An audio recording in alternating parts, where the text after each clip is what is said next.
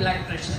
High blood പ്രഷറിന്റെ കാരണങ്ങൾ പ്രായം കൂടുമ്പോൾ നമ്മുടെ പൈപ്പുകൾ ഒരുമാതിരി കട്ടി പിടിക്കുന്നത് പോലെ, കുറെ നാളാവുമ്പോൾ നമ്മൾ വെള്ളം ഒഴിക്കുന്ന ഓസ് ഒരുമാതിരി കട്ടിയാവുമല്ലോ, ആ രീതിയിൽ തന്നെ രക്തക്കുഴലുകൾക്ക് കട്ടി കൂടുകയും രക്തപ്രവാഹത്തിന് തടസ്സം വരുന്നത് കൊണ്ട് പ്രഷർ കൂടുകയും ചെയ്യാറുണ്ട്.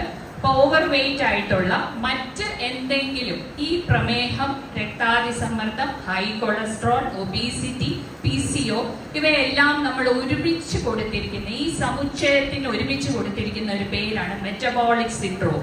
ഇതിലെ ഒരാള് ഉണ്ടെങ്കിൽ മറ്റു കൂട്ടാളികൾ വഴിയേ എത്തിക്കോളും. അപ്പൊ അതുകൊണ്ട് അങ്ങനെ ഒരു ആള് ഉണ്ടെങ്കിൽ നമുക്ക് പ്രമേഹ സാധ്യത ഉയർന്നു നിൽക്കും, രക്താതിസമ്മർദ്ദത്തിനുള്ള സാധ്യത അവരിൽ ഉയർന്നു നിൽക്കും.